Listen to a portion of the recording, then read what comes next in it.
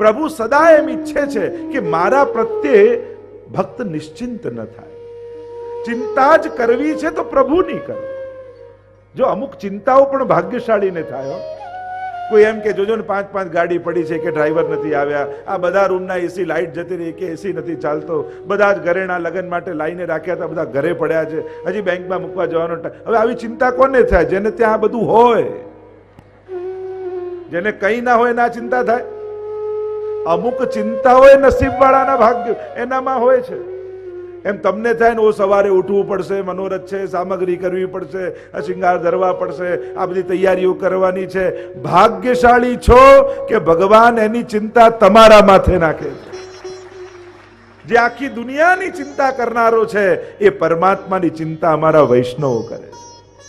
આ તો નસીબવાળાના ભાગ્યમાં લખાયેલું હોય કે જેને ભગવાનની ચિંતા કરવાનો લાભ મળે. બાકી મોટા ભાગની દુનિયા તો આ સંસારની ચિંતા કરી કરીને ખપી જાય. ઘણાને મેં જોયા મોટી ઉંમરે પણ, છેલ્લી ઉંમરે પણ હવે પૌત્રાનું શું થશે ને એના લગ્ન થશે કે નહીં, કે એને બાળક થયું કે નહીં, એ સેટ થયો કે નહીં. તમારું કર્તવ્ય તમે નિભાવ્યું, હવે આગળવાળાની ફરજો છે કરે. લોકો એમ માનતા હોય કે બસ મોટા થઈ એટલે નિશ્ચિંત થવાય. નાના ચિંતાઓ વધે જ છે, કઈ ઘટતી નથી. પણ ક્યાં સુધી ચિંતા કરવી એનો વિચાર કરો. બને તો એટલી તો કોશિશ કરો કે દુકાનની ચિંતા ઘરે નહીં લાવ ને ઘરની ચિંતા દુકાને નહીં લઈ જાઓ. બસ આટલું તો નક્કી કરો. ક્રોધ માટે પણ એ જ નક્કી રાખવું. ક્રોધ જેના પર આવ્યો હોય નક્કી કરો કે એનો ક્રોધ બીજા ઉપર નહીં કાઢો.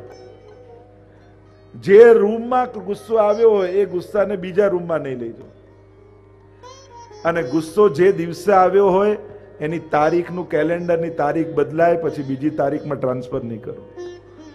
અને એની લિમિટેશન લાવી દો અંદર. એટલે આપમેળે થોડું કંઈક બંધનમાં આવી જાય. આપણે સેવા સત્સંગ એ બધાને એવું ટાઈમમાં 2 કલાક તો કરવાની જ, એટલે ત્રીજો કલાક તો ના જ કરવું.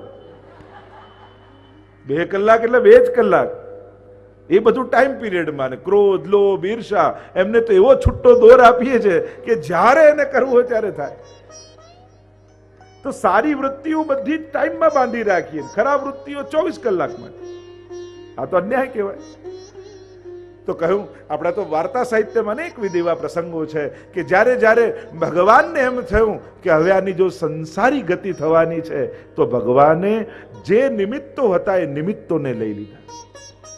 એમ જ જ્યારે પણ જીવનમાં કાંઈ પણ આપણા જીવનમાંથી જાય ત્યારે એમ માનજો કદાચ આને જ કારણે મારું પતન થવાનું હતું, આને કારણે જ મને બંધન થવાનું હતું. અને જેના કારણે તમારું અહિત થવાનું હશે ભગવાન એ વસ્તુ કે વ્યક્તિ તમારી જોડે નહીં રહેવા દે. ક્યાંક એને આપણે નથી જાણતા ભવિષ્યમાં શું થાય, આપણને કેવા વિચાર આવે, કઈ બુદ્ધિ થાય, ક્યાં આપણું મન ફસાય. એક મૃગ કે કારણે ભરત ધરી મૃગ દેહ, તુલસી વાકી કહા ગતિ જો સબસો કરત સને.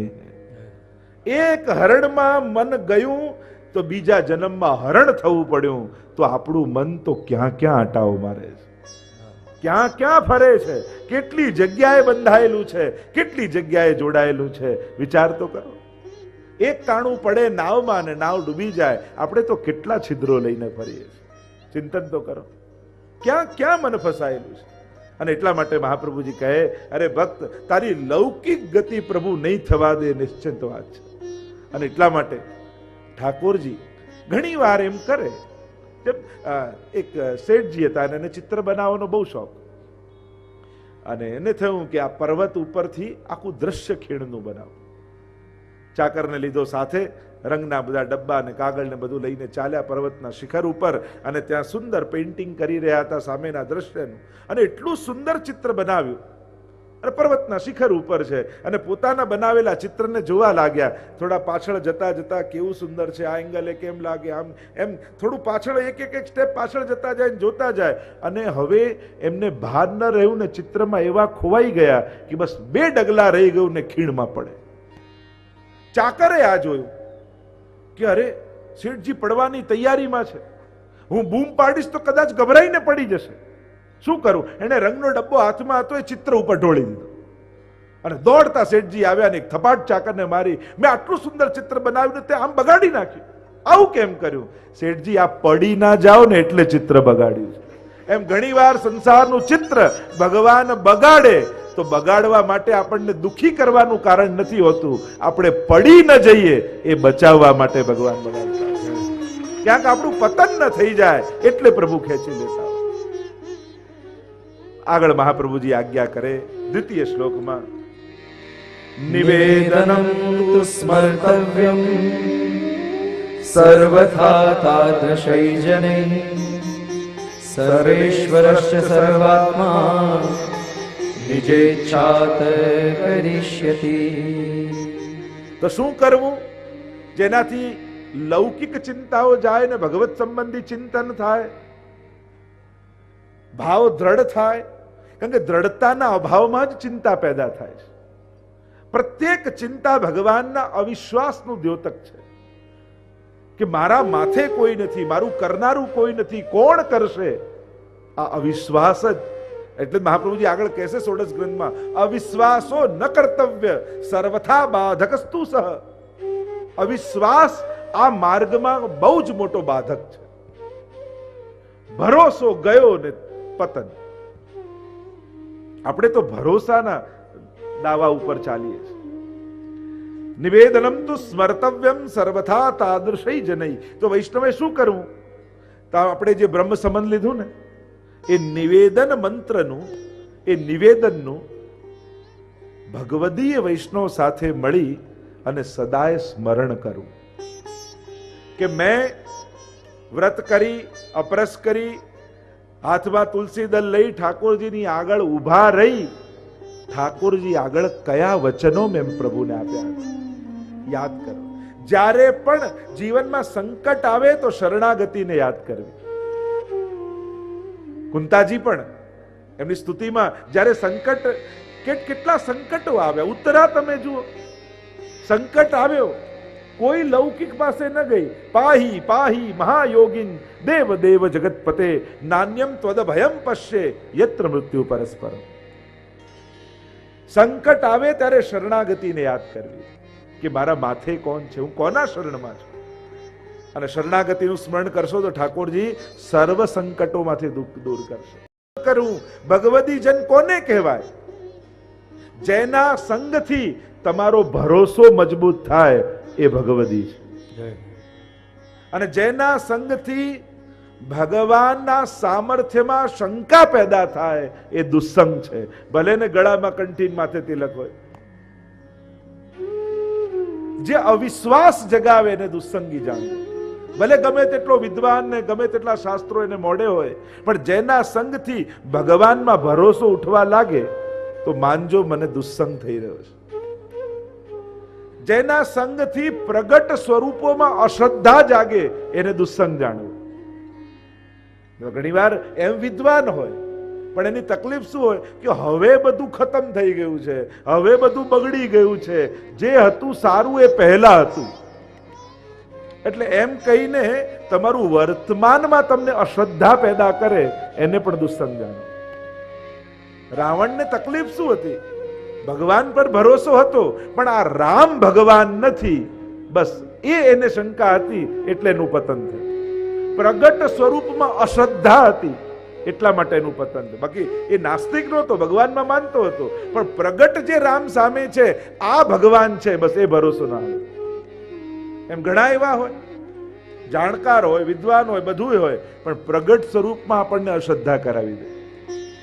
હવે ક્યાં ઠાકોરજી બોલવાના ને હવે ક્યાં માંગવાના, આ મિશ્રી ધરવાથી શું થાય ને પાઠ કરવાથી શું થાય, એમ આપણે જે કરતા હોઈએ ને એમાં શંકા જગાવી દે. એટલે જે કરતા હોય એ છોડાવી દે. હવે ક્યાં આવું રહ્યું છે ને હવે કોણ એવા રહ્યા છે ને હવે ક્યાં સારા વૈષ્ણવ. જો સારા વ્યક્તિઓને ન ગોતો, વ્યક્તિઓમાં સારાઈને ગોતો. આપણે શું સારા વ્યક્તિઓ ગોતવામાં સંગથી જ દૂર રહી જઈએ છીએ. વ્યક્તિમાં સારાઈ ગોતવાની હોય, સારા વ્યક્તિ ન ગોતવાના હોય. ચોપડીમાં લખેલા માણસો દુનિયામાં જલ્દી મળતા નથી હોતા, પણ ચોપડીમાં વાંચેલી એક એક વાત દરેક વ્યક્તિમાં આપણે ગોતી લેવાની હોય. સારાઈ દુનિયામાં નથી હોતી, આપણામાં પ્રગટાવવાની હોય છે. આપણે એમ સમજીએ છીએ કે દુનિયા સારી થાય ને પછી સારું જોવું. ના, આપણે સારા થઈ અને દુનિયામાં સારાઈ ગોતવાની હોય છે. આ જ રસ્તો છે દુનિયાનો. સદગુણો શોધવાનો આ જ રસ્તો છે. ગુણ પોતાનામાં પ્રગટાવવા તો ગુણ દેખાશે. ગુણ જ ગુણને જુએ અને દોષ દોષને જુએ. કોઈનામાં દોષ દેખાય ત્યારે ચિંતન કરવું કે મને આનામાં દોષ દેખાયા કેમ? આનામાં ભલે હતા. આપણે જે જોવા જઈએ એ જ જોઈને આવીએ છીએ. તમે મેળામાં ગયા હો પણ તમને એમ નક્કી કર્યું કે મારે આ વસ્તુ લેવાની છે, એટલે તમે સીધા ગોતતા ગોતતા એ સ્ટોલમાં પહોંચી જાઓ કે નહીં? એટલે તમે નક્કી કરીને ગયા કે મારે શું જોઈએ છે તો તમે શોધી લો છો. એમ સંસારમાં જ્યારે ઘરથી બહાર નીકળો ત્યારે તમારે શું જોવું છે એ નક્કી કરીને નીકળો છો. કમથી કમ ઘરેથી હવેલી દર્શન કરવા આવો ત્યારે તો કમથી કમ નક્કી કરીને નીકળો, હું ભગવાન જોવા જાઉં છું, હું પ્રભુને મળવા જાઉં છું. એટલે કમથી કમ એટલા સમયે વૈષ્ણવી બુદ્ધિ ધારણ કરી, એટલા સમયે મારે કોઈના દોષ નથી જોવા, બધામાં વૈષ્ણવતાના દર્શન કરવા છે. અને રસ્તામાં જે મળે એને જય શ્રી કૃષ્ણ કરતા કરતા અને પછી ઠાકોરજી સન્મુખ આવશો ને તો ઠાકોરજીની મુખારવિંદ હસતું તમને દેખાશે. પણ સાંસારિક દ્રષ્ટિ રાખી અને ભગવત દર્શન કરવા આવશો તો મંદિરમાં સંસારને ગોતી લેશો. કારણ કે દ્રષ્ટિ એ છે, જે જોવા માટે નીકળ્યા છો એ જ દેખાય છે. કમથી કમ એટલું નક્કી કરો કે પ્રભુને મળવા જાઉં છું હવેલીએ, અત્યારે હું ભગવાનનો છું, અત્યારે હું વૈષ્ણવ છું અને મારે મારી જાતની વૈષ્ણવતા ગુમાવ્યા વગર પ્રભુને જોવા છે. તો જે વાત કરી રહ્યો છું, ભગવદી કોણ? તો એ બીજું લક્ષણ દુસ્સંગનું એ છે, પ્રગટ સ્વરૂપમાં અશ્રદ્ધા, વર્તમાનમાં અશ્રદ્ધા. અને અત્યારે આ રોગ ઘણી રીતે ફેલાવવામાં આવે, પણ આપણે આપણી શ્રદ્ધા ગુમાવી નહીં. કારણ કે જે પોતાની શ્રદ્ધા ગુમાવે નુકસાન એને જ થાય છે. દુનિયામાં તો બધું છે જ, અલગ અલગ અનેક પ્રકારની દુનિયા છે જ. ત્રીજી વાત, જે મનમાં સંશય નાખી જાય એને પણ દુસ્સંગ જાણો. ઘણા લોકો મળે, લો તમે તો આટલી આટલી સેવા કરો તોય તમારી જોડે આમ થયું, એટલે પેલાનું મન ચકડોળે ચડે. લો તમારા બા તો આટલી સેવા કરતા તોય માંદા પડ્યા. એટલે શરીર છે તો માંદા પડે જ ને.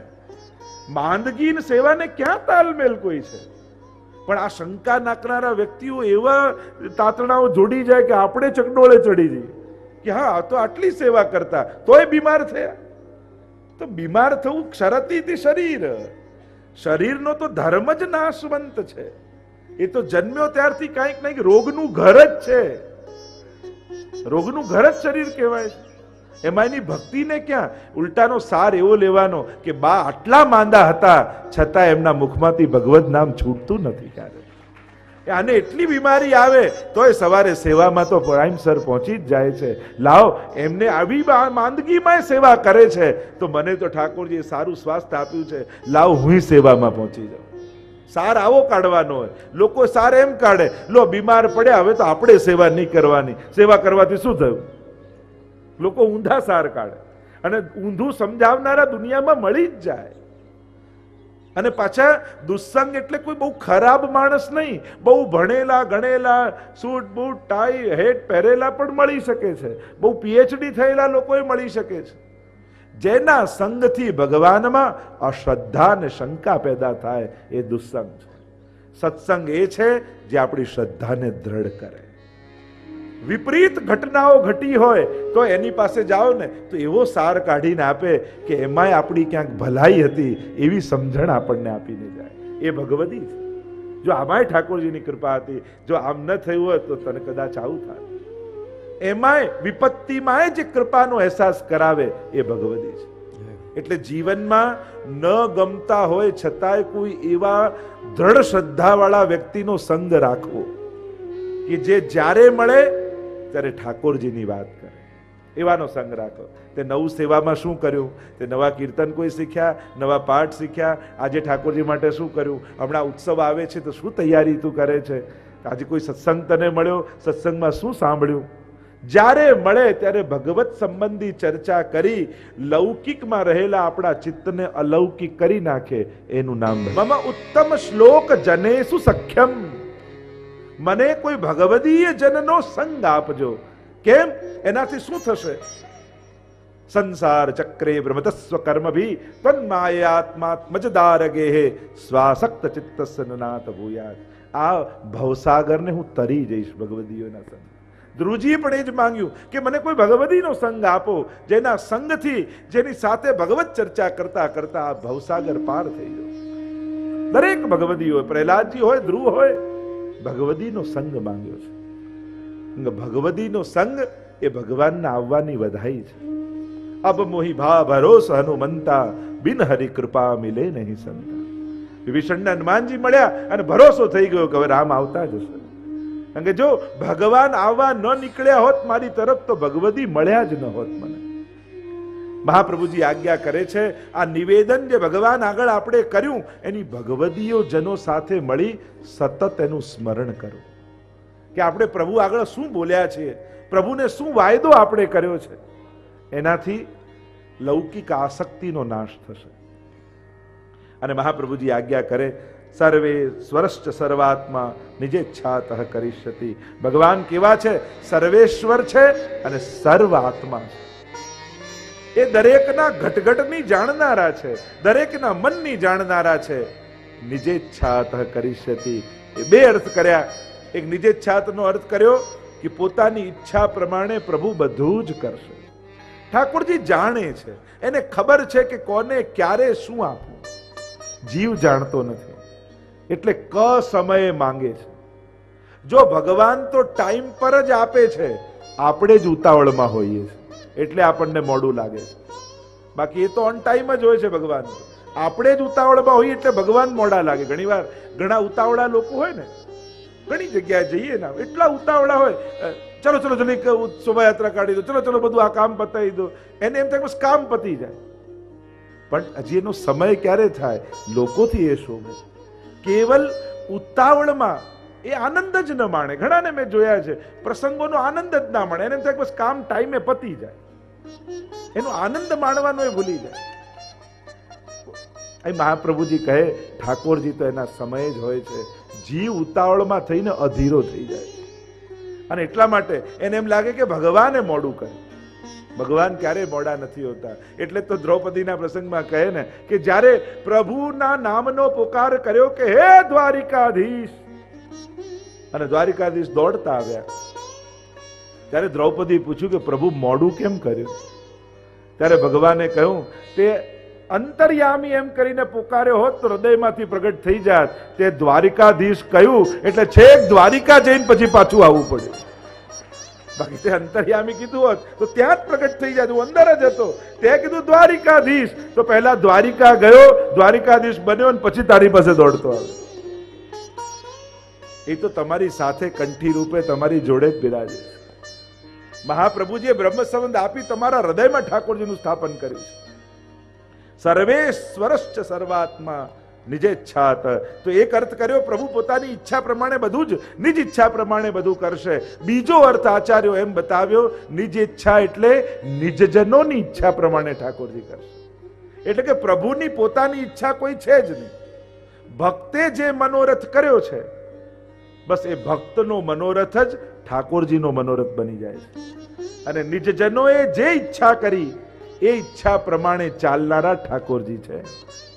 બસ વૈષ્ણવને મનોરથ કરતા આવડવું જોઈએ. એના હૃદયમાં એવા ભાવ જાગવા જોઈએ કે જેને પૂરા કરવાનો આનંદ ઠાકોરજીને પણ આવે. હૃદયમાં એવો મનોરથ કરો કે ઠાકોરજીને થાય કે ક્યારે આનો મનોરથ હું પૂરો કરી દઉં, ક્યારે જલ્દી આની ઈચ્છા હું પૂરી કરું. એવી ઈચ્છા આપણે કરવી. તો નિજજનોની ઈચ્છા પ્રમાણે ચાલનારા ઠાકોરજી છે એમ કહી મહાપ્રભુજી આગળ આજ્ઞા કરતા કહે, સર્વેષાં પ્રભુ સંબંધો ન પ્રત્યેકમિતિ સ્થિતિઃ અતુલ્ય વિનિયોગેપી ચિંતા કા સ્વસ્ય સોપી ચેત. સર્વેષાં પ્રભુ સંબંધો, સર્વનો પ્રભુ સાથે સંબંધ છે. દરેકનો જેટલાય બ્રહ્મ સંબંધ લઈ શરણાગત થયા છે એ બધાનો પ્રભુ સાથે સંબંધ, અને કદાચ બ્રહ્મ સંબંધ નથી લીધું એનોય પ્રભુ સાથે સંબંધ તો છે જ, અંશ અને અંશીનો. આ તો વિશેષ સંબંધ મહાપ્રભુજી આપણો ઠાકોર સાથે જોડી આપ્યો. ન પ્રત્યેકમિતિ સ્થિતિ, કોઈ એકનો મુખ્ય હોય એમ નથી, દરેકનો. આત્મનસ્તુ કામાય સર્વપ્રિયમ ભવતી એકમ એકોહમ બહુશ્યામ પ્રજાય, પ્રભુ જ અને એકમાંથી અનેક થયા છે એટલે દરેકનો સંબંધ પ્રભુ સાથે છે. અતોન્ય વિનિયોગેપી ચિંતા કા સ્વસ્ય સોપી છે. અને એટલા માટે મહાપ્રભુજી કહે અન્યના વિનિયોગમાં પણ શેની ચિંતા કરવાની. મહાપ્રભુજી કહે જે જીવ પ્રભુના પોતાનો થયો છે એને તો કોઈ ચિંતા કરવાની જરૂર જ નથી.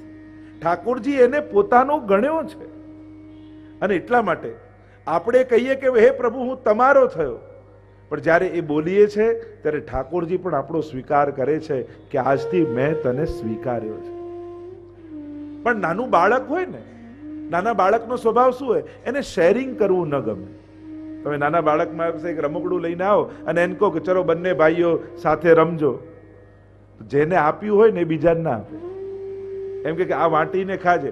નાના બાળકના સ્વભાવમાં શેરિંગ હોતું જ નથી. એને વાટીને ખાવું ન ગમે, એને બધા જોડે પોતાની વસ્તુ વેચવી ન ગમે, એને કે આ તો મારી છે, મને લઈને આપી છે. એમ મહાપ્રભુજીએ જ્યારે તમને ઠાકોરજીને સોંપ્યા કે આજથી આ જીવ તમારો થયો, તો તમને શેર કરવાય ઠાકોરજીને સંસાર જોડે ગમતું નથી. કે મહાપ્રભુજીએ મને આપ્યો છે, આ તો મારો થયો છે, આ પોતે બોલ્યો છે કે હું તમારો થયો. અને તમે જ્યારે ઠાકોરજીને એમ કહો છો તમે મારા, અને તમે પછી એમ કહો કે ના પ્રભુ આ સંસાર જોડે મને શેર કરો, ઠાકોરજી કે એ મને નહીં ફાવે, મને આપ્યો છે એટલે તું મારો. એટલે મહાપ્રભુજી કહે કે જો ઠાકોરજીએ તમને પોતાનો ગણ્યો છે પછી ચિંતા શું કરવાની. એને પોતાના કરીએ કરો કૃપા હું કરું વિનંતી, પોતાનો કરી જાણો. વલ્લભાખ્યાનમાં પણ કહ્યું ને કે સૌથી મોટી કૃપા એ છે જ્યારે જીવને ઠાકોરજી પોતાનો કહે. અને વાર્તા સાહિત્યમાં અનેકવિધ એવા પ્રસંગો છે, અનેક પ્રસંગો કે જ્યાં ઠાકોરજી ભક્તને કહે છે તું મારો છું. પેલા વાર્તા સાહિત્યમાં પ્રસંગ આ 252 પેલા માજીને ઠાકોરજી ઘરની બહારે ન જવા દે કે ના તારા વગર હું નહીં રહું, તું મારી છું, મારી માં છું, એવો ભાવ રાખીને ઠાકોરજી એને ઘરની બહારે કઈક વસ્તુ લેવા ન જવા દે. એવો આગ્રહ ઠાકોરજીને જીવ માટે થઈ જાય છે. એમ કહીને આગળ ચોથા શ્લોકમાં મહાપ્રભુજી આજ્ઞા કરે કે જ્યારે જ્ઞાનથી જીવ સમજપૂર્વક શરણાગત થયો તો એને તો આ ભાન રહે, પણ ઘણા જીવ એવા છે જેને સમજ નથી ને પ્રભુના થઈ ગયા, તો એનું શું? અને એનો ઉત્તર આપતા મહાપ્રભુજી આજ્ઞા કરે અજ્ઞાનાદ અથવા જ્ઞાનાદ કૃતમાત્મનિવેદનમ યૈ કૃષ્ણ સાત્કૃત પ્રાણે સ્તેષાં કા પરિદેવના. અજ્ઞાનથી કે જ્ઞાનથી જેણે પણ આત્મનિવેદન કર્યું છે અને પોતાના પ્રાણ કૃષ્ણને સોંપી દીધા છે, પછી તેણે શું ચિંતા કરવાની હોય? ભલે જાણતા, જો સમર્પણ કરનારો જાણતો નથી, પણ જેને સમર્પણ થઈ રહ્યું છે એ ઠાકોરજી તો જાણે છે કે હું શું કરી રહ્યો છું. પેલાએ અજ્ઞાનતામાં કર્યું છે, પણ ભગવદ્ ગીતામાં તો ભગવાનના વચન છે અનન્યા ચિંતયંતો મામ યે જનઃ પર્યુપાસતે. એ અનન્ય ભાવથી જેને મને ભજ્યા એના પર તો કૃપા પ્રભુ કરે જ છે અને સુલભ થઈ જાય છે. અને યોગક્ષેમમ વહામ્યમ એવી પણ વાત કરી. પણ અજ્ઞાનથી પણ જે જીવ આવ્યો, અજામિલના આખ્યાનમાં જ્યારે અજામિલ પુત્રને મોહવશ થઈને પુકાર કરે છે, પ્રભુના નામનું નારાયણ નારાયણ પુકારે છે દીકરાને, પણ સાંભળે છે ભગવાન. અને પોતાના દૂતોને મોકલે છે પરમાત્મા, પાર્ષદોને મોકલે છે. એક બાજુ યમદૂતો આવ્યા છે, બીજી બાજુ ભગવાનના પાર્ષદો આવ્યા છે. બંને વચ્ચે ચર્ચા થાય. યમદૂતો કહે કે આ તો પાપી છે, બ્રાહ્મણ હોવા છતાં બ્રાહ્મણનું કર્તવ્ય આણે કર્યું નથી, આને તો યમલોક લઈ જઈશું. ત્યારે ભગવાનના પાર્ષદો કહે આણે છેલ્લી ઘડીએ ભગવાનનું નામ લીધું છે. અરે પણ દીકરાને વશ લીધું છે. કે ભલે દીકરાને વશ લીધું હોય, અજ્ઞાનાત અથવા જ્ઞાનાત ઉત્તમલા શ્લોક નામ યત સંકીર્તતમ અઘમ પુંસો દહે દે દો યથાનલ.